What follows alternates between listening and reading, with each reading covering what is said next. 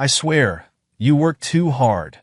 Janice's voice floated from behind as she massaged George's shoulders. He sat at the dining table, eyes glued to the spreadsheet on his laptop screen.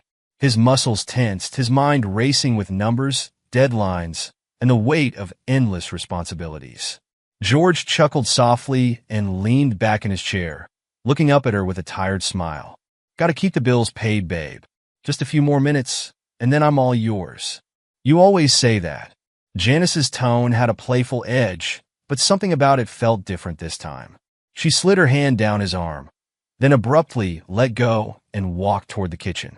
Just making sure we stay on top of things, George said, stretching his back and cracking his knuckles. He glanced at the clock on his laptop. 6 p.m. Dinner wasn't far off. Janice paused by the fridge, pulling out a bottle of wine and 2 glasses. George, don't forget, Mom's coming for dinner tonight. She mentioned it casually, her back turned to him as she uncorked the bottle with practiced ease. George raised an eyebrow at the mention of her mother, Deborah. That woman was never a welcome guest in their house. Not because of her sharp tongue or judgmental glances. George could deal with that.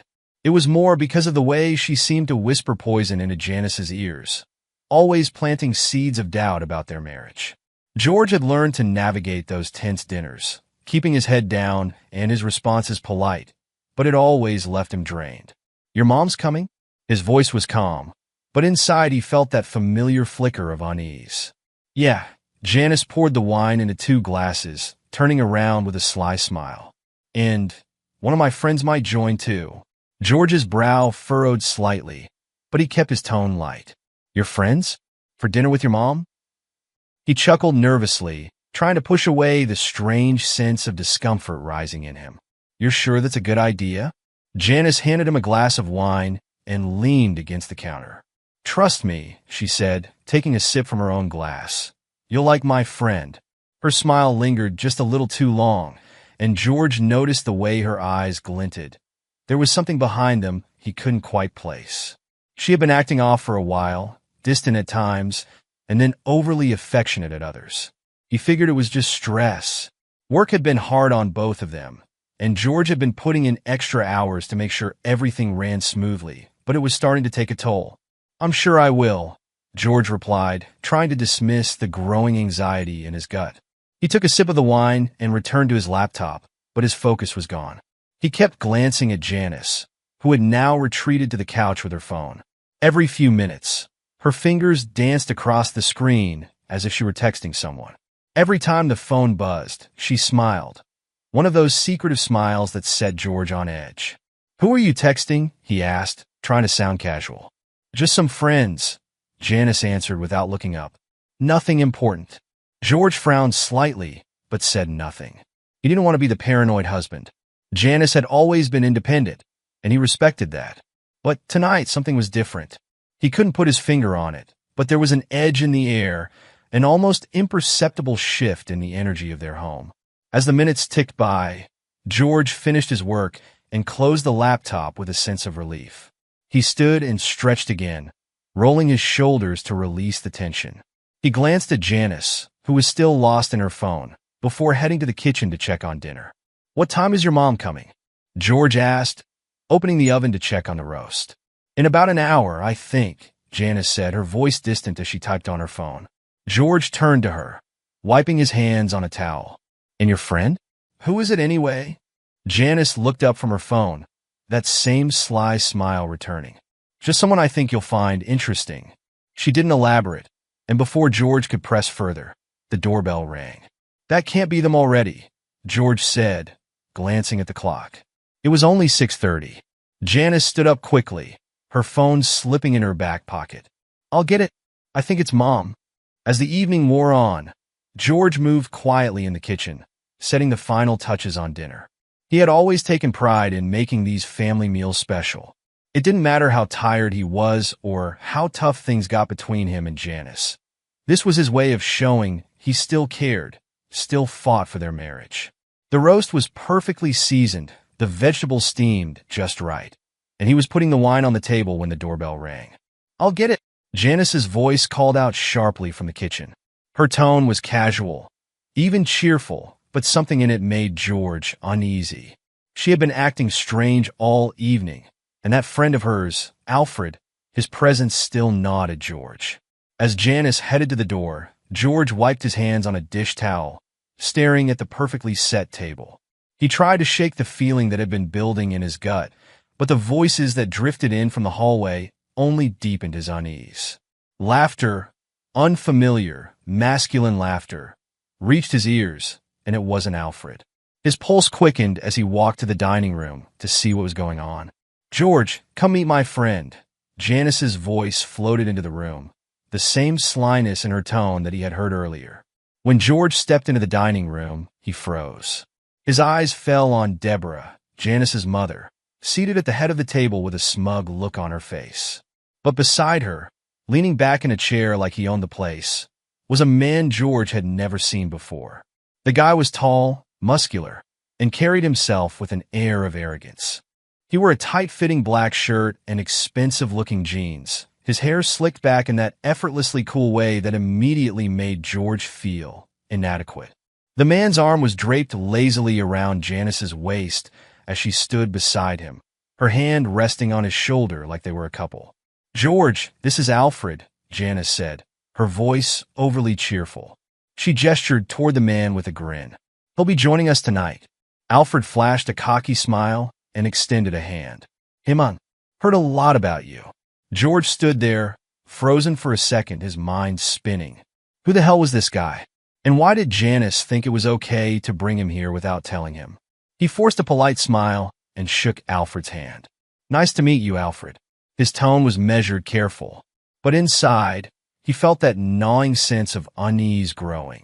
"Janice has told me all about your work ethic," Alfred said, his grip a little too firm. "I respect a guy who works hard." His smile was laced with condescension, as if he were mocking George beneath the pleasantries. "Yeah, well, somebody's got to keep the lights on," George replied, pulling his hand back and stuffing it into his pocket. He shot a quick glance at Janice, who was standing too close to Alfred for his liking. The way she looked at him, the way she laughed at whatever joke he had just whispered, it all felt wrong. George cleared his throat. "So, how do you two know each other?" He tried to keep his voice steady, but the tension in the room was palpable now. Janice shot him a glance, almost as if daring him to ask more questions. "Oh, Alfred and I go way back." She waved a hand dismissively, taking a seat on the couch. "We ran into each other recently, and I thought it'd be fun to have him over." George stood there for a moment, trying to process everything. Janice had never mentioned this guy before, and the way they interacted, it wasn't friendly. It was intimate. Alfred smirked, taking a seat beside Janice, a little too close for comfort. He leaned back, his arm resting casually along the back of the couch, nearly touching her shoulders. "Yeah, Janice and I have been catching up on old times. She's been telling me about the fun you two have." He winked, and Janice giggled. George's stomach turned. What the hell was going on? He felt like an outsider in his own home, watching his wife flirt with a man who clearly had no respect for boundaries. Before George could respond, Deborah let out a cold laugh from the other side of the table. "Janice, darling, isn't it about time you told him the truth?" George's gut twisted. He turned his gaze toward Janice, trying to ignore the knot tightening in his chest. "What's going on?" His voice was calm, but there was an edge to it. Janice exchanged a look with her mother, a cruel smile spreading across her face. "Mom's right, George," she said, her voice low but cutting. She placed her hand on Alfred's chest and looked at George with a mixture of pity and disdain. "It's time you knew the truth. You're a loser." George's heart skipped a beat, his breath catching in his throat.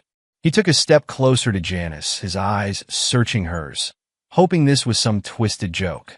"What the hell are you talking about?" Janice's smile widened, her eyes gleaming with malice. "Oh, come on, George. Don't act surprised. You really think I've been happy all these years?" She stepped away from Alfred, crossing her arms and staring at George with cold contempt. "You work yourself to death, thinking you're doing me some kind of favor, but I don't need you. I've never needed you. You're just convenient." She laughed bitterly, looking at her mother for approval. "I've been with Alfred for months now. He's everything you're not. Strong, dominant, a real man." George's chest tightened as the words hit him like a punch to the gut. Months? His mind reeled as he tried to comprehend what Janice was saying, his world unraveling in front of him. "Janice, you don't mean this," he said, his voice barely above a whisper. His hands trembled at his sides, and for a moment, he wasn't sure if it was anger or heartbreak causing it. "Oh, I do," Janice replied, her voice dripping with venom. She turned to Alfred, her lips curling into a smirk. "And Mom's been telling me for ages to leave you. But I figured why not have the best of both worlds? Alfred gives me everything you can't, especially in bed." She giggled, and Alfred grinned. George felt his blood run cold as Janice's words sunk in. He looked from her to Alfred, his mind racing, disbelief and fury warring within him. "Tell him, baby," Janice teased, nudging Alfred playfully. Alfred chuckled, his eyes locking with George's in a challenge.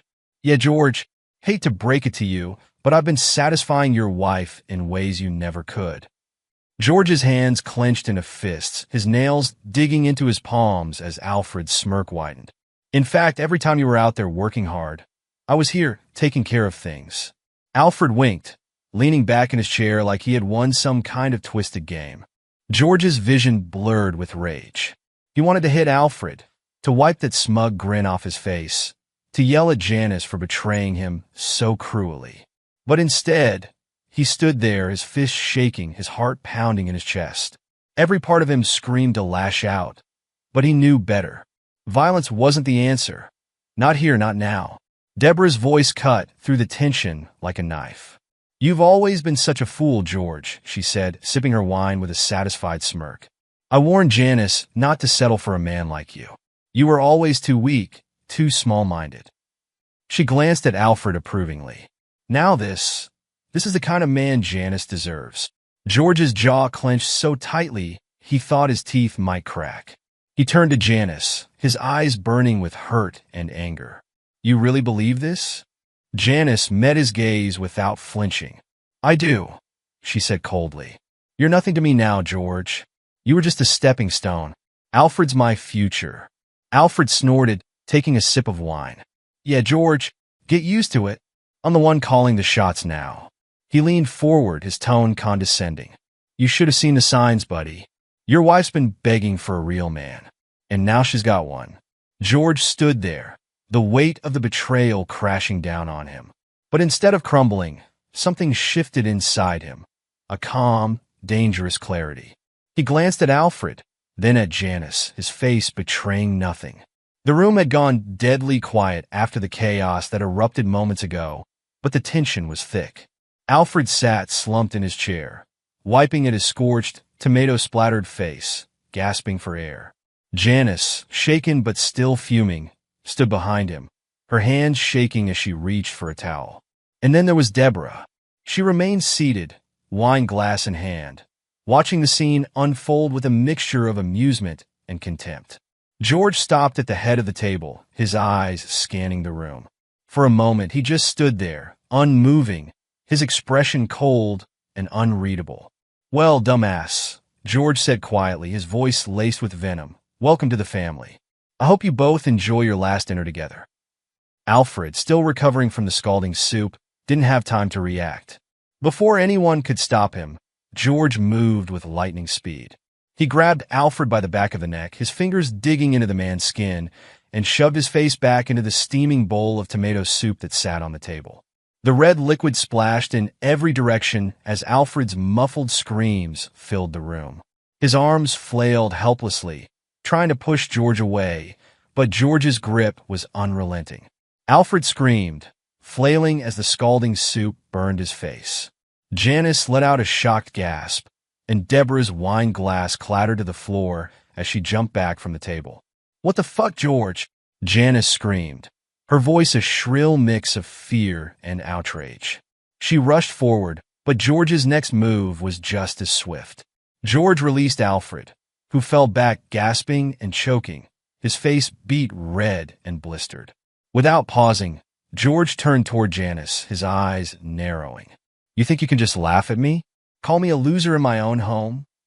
George growled. He reached out, grabbing Janice by the wrist as she tried to step back, but there was no escape. In one fluid motion, He twisted her arm and shoved her face into the same bowl of soup, her screams drowned out by the thick liquid. She kicked and struggled, her hands grasping at anything she could reach, but George was stronger. "You son of a bitch!" Janice yelled as George finally let go, her face dripping with soup, her eyes wide with rage and shock. Deborah, witnessing her daughter's humiliation, her face twisted with anger, but even in this moment, she seemed more offended than afraid.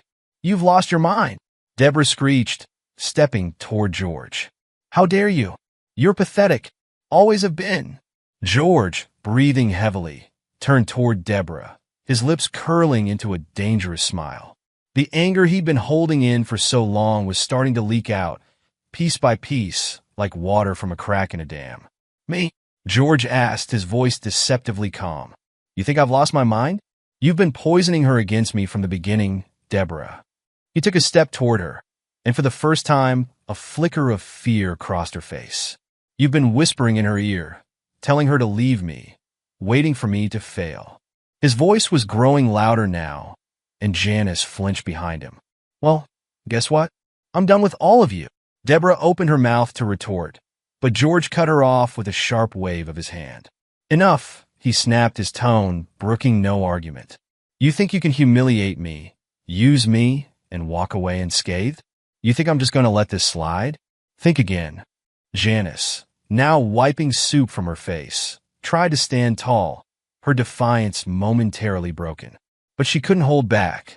"You're insane, George. You think this changes anything? You think hurting us makes you some kind of hero? Look at you. You're a fucking joke." George didn't respond right away. He merely stared at her, his gaze hard and calculating, and for the first time that night, Janice began to realize just how deep his anger ran. Alfred, now half collapsed in his chair, whimpered as he touched his blistered face, but neither George nor Janice paid him any attention. "You don't get it, do you?" George said quietly, his voice taking on a chilling calm. "I'm not trying to be a hero. I don't care what you think of me anymore. You've already made your choice. You threw away our marriage for this." He gestured to Alfred, who groaned pathetically in his seat. Alfred was in no condition to defend himself, his ego as bruised as his face. Janice's eyes flickered between them, but the rage burning inside her wouldn't let her back down. "You were never enough, George." Janice spat, her voice trembling with anger. "You'll never be enough. Not for me, not for anyone. I was going to leave you anyway." Alfred is a real man, not some sad, overworked loser like you." Deborah nodded in agreement, her lips curling into a sneer. "She's right, George. You've always been beneath her. You can't provide for her the way a real man can. You can't give her what she deserves." George's eyes darkened as he turned his full attention to Deborah. His lips curled into a cold, dangerous smile, and he took a slow, deliberate step toward her. "And you," he said softly, his voice steady but menacing. "You've been waiting for this moment, haven't you? You've been feeding her lies, telling her she deserves better, telling her I'm a loser." He stopped just inches from her, his eyes locking onto hers. "Well, Deborah, I got news for you. The only losers here are you and your daughter." Deborah recoiled slightly, her bravado faltering. "Don't you dare talk to me like that," she hissed. "You're nothing." George didn't let her finish. He slammed his hand down on the table, the sound echoing through the room, silencing everyone. "You've taken enough from me," George said, his voice steady and cold. "Now, I'm taking something back." He reached in his pocket and pulled out a small envelope, tossing it onto the table in front of Janice. Janice stared at the envelope, confused. "What's this?" she asked, her voice shaky. "Divorce papers," George replied flatly. "I've already signed them. You've lost everything, Janice. You want to be with him? Fine. But you're not getting a single cent from me. Not after what you've done." Janice's face paled. She ripped open the envelope and scanned the papers inside, her hands shaking. "You can't do this," she shouted, her voice desperate. "You can't just leave me with nothing." George smiled coldly. "Watch me." Alfred groaned from his seat, his voice weak. "You can't just—" "Shut up, Alfred," George barked, not even bothering to look at him. "You're done. Both of you. You've made your bed, now lie in it. Deborah stood there, stunned into silence as George turned his back on them and walked toward the door. Where are you going? Janice demanded, her voice trembling with panic. George paused, his hand on the door handle. Away from all of you, he said simply. You've taken enough of my life. Now, I'm getting it back. And with that, he walked out, leaving behind the wreckage of what used to be his family. George's world changed in a matter of days after the dinner incident, but it wasn't chaos for him. It was control. He had spent years buried under the weight of a marriage poisoned by deceit and manipulation. But now, every action he took was deliberate. He wasn't acting out of rage anymore. He was cool, methodical, calculating. His revenge wouldn't be a single explosive moment. It would be a slow, crushing process. It began with the paperwork. I want the divorce finalized as quickly as possible, George said to his lawyer over the phone. I don't care about dragging this out. I just want it done, and I want her left with nothing. We'll move forward swiftly, George, the lawyer assured him. Based on what you've told me, and with the evidence you've gathered, it should be a straightforward case. George had kept every message, every financial document. Janice's affair and her attempts to drain their joint accounts were all neatly compiled. His legal team worked fast, and within days, Janice was served with the papers. Meanwhile, George made sure the news of Janice's betrayal spread like wildfire through their social circles. It wasn't hard. He posted nothing himself, but the story of what happened at that disastrous dinner party made its way around town through whispers and gossip. It wasn't long before friends, family, and even colleagues knew the details of Janice's affair with Alfred, the man with the 12-inch bravado who, it turned out, had nothing else going for him. Janice's phone buzzed endlessly those first few days after the dinner, but the messages weren't the supportive kind she was used to receiving. Friends who had once flocked to her parties now distanced themselves, shocked by the revelations. Some were disgusted by her callousness, others by the fact that she'd bragged about using George for his money. Her social circle shrank rapidly. I thought you were better than this, Janice. One of her closest friends texted her. I don't know what happened to you. I can't believe you'd do that to George, of all people. Another wrote. I think we need some space. Janice tried to defend herself, but her attempts to regain sympathy fell flat. The image she had cultivated for years of being the perfect wife, the social butterfly, crumbled faster than she could salvage it. How could they turn on me like this? Janice fumed one evening as she paced through their now empty house. She'd long stopped expecting Alfred to show up for support. After the dinner, he had gone dark, ignoring her calls and messages. He'd vanished completely. You can't just leave me. Answer your damn phone. Janice screamed into her phone, tossing it onto the couch after another rejected call. Alfred was gone, and she was alone in the house that had once felt like her domain. But it wasn't her house anymore. Not for much longer. George had anticipated Janice's every move. He cut off access to their joint accounts the moment the divorce papers were filed. He stopped paying her credit cards, left the bills in her name, and withdrew his support entirely. Within days, the reality of her financial situation hit her like a ton of bricks. George can't do this, Janice muttered to herself as she went over her now empty accounts. There's got to be some loophole. But there wasn't. George had made sure of it. Every cent she thought she had was legally protected under his name, leaving her scrambling. Deborah wasn't any better off.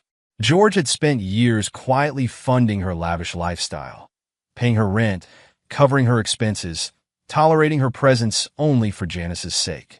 Now, that obligation was gone. George cut off every financial tie to Deborah, watching her sink into the mess she'd created. One day, Deborah called George, her tone sweet, trying to reason with him. George, darling, this has all been a misunderstanding, she cooed. You know Janice wasn't serious. Let's work this out like adults. George, sitting in his new, smaller but comfortable apartment, barely suppressed a laugh. He let her ramble for a few minutes before cutting in. Deborah, we're done, he said bluntly. You've been nothing but poison for years. I won't give you another cent, find someone else to mooch off. Deborah's tone shifted instantly, her voice dripping with venom. You'll regret this, George. You can't survive without Janice. You think you're better off without us? You're nothing without her.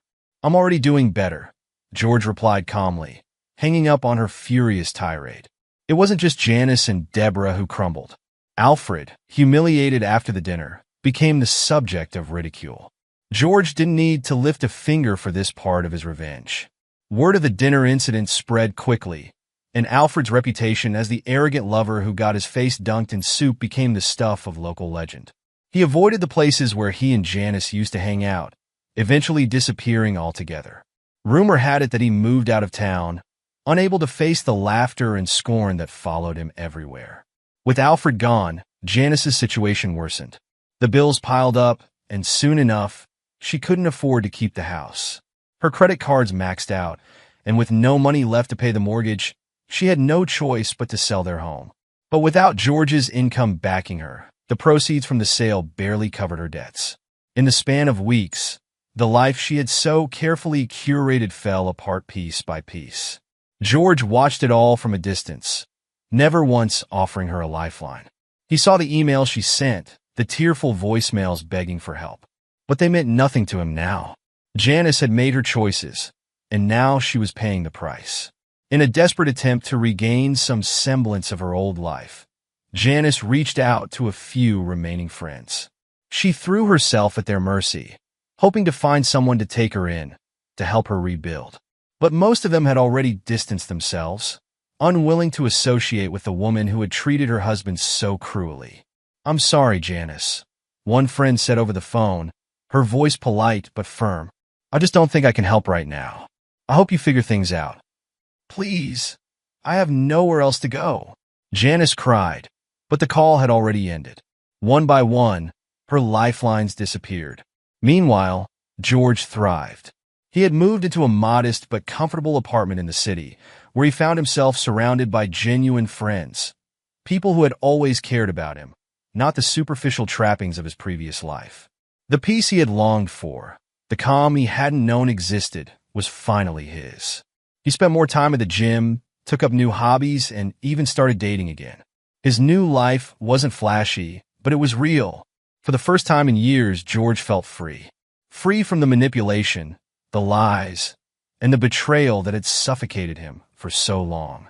One day, as he was sitting on his balcony, sipping a coffee and watching the sunset, he received an email from Janice. It was long, filled with apologies, excuses, and pleas for another chance. "I made a mistake, George. I never realized what I had until it was gone. Please, can we just talk?" George stared at the screen for a moment, the old familiar anger threatening to rise. But then he smiled. He had already moved on. He closed the email without replying, stood up, and walked back into his new life, leaving the ruins of the old one behind. Janice, Alfred, and Deborah were left to deal with the wreckage they had created, each of them scrambling for a way out. But George was done. He had his life back, and there was no going back. Months had passed since the fallout, and George's life had settled into a new and fulfilling routine. Gone were the sleepless nights of doubt and anger. In their place was a sense of calm that had eluded him for years. Now he sat in his new home, a modest but well-kept house nestled in a quiet neighborhood. It was nothing like the sprawling home he once shared with Janice, but it suited him perfectly. For the first time in ages, he felt at peace. He poured himself a glass of wine, swirling the deep red liquid as the light of the setting sun filtered through the windows. He took a sip, savoring the taste, and leaned back in his chair, reflecting on how far he had come. The chaos of his old life was behind him, and the satisfaction of knowing that he had risen from the ashes of his marriage was almost intoxicating. "Cheers," George murmured to the empty room, raising his glass. "To new beginnings." As he sat there, his phone buzzed on the table beside him.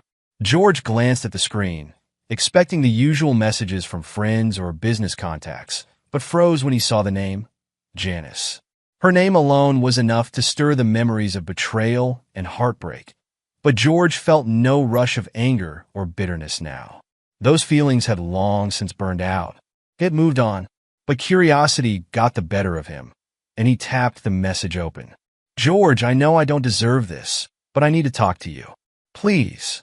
It was a short message, almost desperate, as though Janice had typed it in a hurry and hit send before she could reconsider. George stared at the text for a moment, then set his phone back down without replying. He took another sip of his wine and smiled to himself. Janice was no longer his problem. In the months since the divorce, Janice's life had unraveled completely. George had heard bits and pieces from mutual acquaintances and didn't need to fill in the gaps. After Alfred disappeared, she had struggled to keep up with the mortgage on their old house. Eventually, the house went into foreclosure, and Janice was forced to move out. Rumor had it she was living in a tiny apartment on the other side of town, a far cry from the lifestyle she had once flaunted so proudly. As for her mother, Deborah, she had quickly burned through whatever savings she had left after George cut her off. The manipulative matriarch, who once sneered at George from her comfortable perch, was now living paycheck to paycheck, barely scraping by. Some poetic justice, George thought, considering how she had pushed Janice to betray him. He didn't revel in their downfall, but neither did he pity them. They had dug their own graves, and George had simply refused to bail them out. He thought back to that fateful dinner, the moment he had dunked Alfred's face into the bowl of hot soup, and chuckled quietly to himself. It had been the spark that ignited everything, and it still felt good to think about it. The chaos that followed had been inevitable, but it had also been necessary. For too long, George had been a passive observer in his own life. Now he was finally in control. His phone buzzed again, pulling him from his thoughts. Another message from Janice. "George, I'm begging you. Just give me 5 minutes. I've lost everything. Please." Her desperation practically dripped from the words on the screen, but George remained unmoved. He had given Janice years of his life, of his hard work, of his loyalty.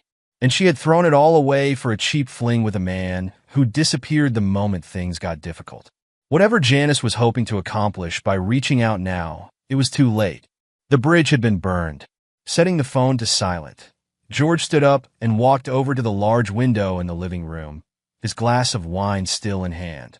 The sun was almost set now, casting a golden hue across the sky, and George watched as the last rays disappeared behind the horizon. The quiet was soothing, the kind of peace he hadn't known for so long. A knock on the door interrupted the silence. George glanced at the clock. It was late, too late for casual visitors. Frowning slightly, he walked to the door and peered through the peephole. To his surprise, standing on the doorstep was Francisco, an old friend he hadn't seen in months. George quickly unlocked the door and opened it. "Francisco, man, it's been a while." George greeted him, stepping aside to let him in. Francisco nodded, looking a little haggard but happy to see George. "Yeah, it has. I'm sorry for just dropping by like this, but I needed to talk to you." "No problem at all. Come on in. Want a drink?" George asked, heading to the kitchen. "Yes, sure. Whatever you're having." Francisco followed George inside, glancing around at the new space. "Nice place. Looks like you're doing well for yourself." "Thanks," George said, pouring Francisco a glass of wine and handing it to him. "It's been a long road, but I'm in a good place now." Francisco took a sip and nodded. "I've been hearing some things about Janice." George raised an eyebrow. "Oh, what now?" Francisco looked hesitant for a moment, then said, "She's been telling people she wants to reconcile with you. Apparently, she's been talking to some mutual friends, saying she's realized what she lost and wants to make things right." George's laughter was sudden and unexpected, causing Francisco to blink in surprise. "You're serious?" George asked, shaking his head. "She had years to make things right, and she threw it all away for a guy like Alfred. I'm done with her, Francisco. She can say whatever she wants, but that part of my life is over." Francisco nodded, leaning back in his chair. "I figured as much. I just thought you should know. I appreciate it, but there's nothing she can say or do to change things," George replied, taking another sip of his wine. "I've moved on. She needs to accept that." For a few moments, they sat in silence, the weight of the conversation hanging in the air. Finally, Francisco broke the quiet. "You seem different," he said, studying George. "In a good way, I mean. Like you've really turned a corner." George smiled, nodding. "I have. It wasn't easy, but walking away from all the toxicity was the best thing I've ever done. I've rebuilt my life, and I'm better off without all the drama. Good for you, man, Francisco said, raising his glass in a toast. Here's to new beginnings. George clinked his glass against Francisco's, feeling the truth of those words resonate deep inside him. His life was his own now, free from the weight of Janice's betrayal, free from the manipulation of her mother, and free from the humiliation he had endured for so long. They spent the next hour catching up, laughing over old memories, and talking about their future plans. As the night wore on and Francisco finally left, George stood at the door for a moment, watching as his friend disappeared down the street. He closed the door softly behind him, feeling a deep sense of contentment. Back in the living room, he refilled his glass one last time and returned to his seat by the window. The night had fully descended now, the sky a deep, velvety black dotted with stars. George raised his glass again, not in celebration, but in quiet recognition of everything he had survived. To new beginnings, he whispered once more, letting the peace of the night wash over him. He had won his battle. He had triumphed over the lies, the betrayal, and the pain. Now, the future was his to shape, and for the first time in a long time, he was truly looking forward to it.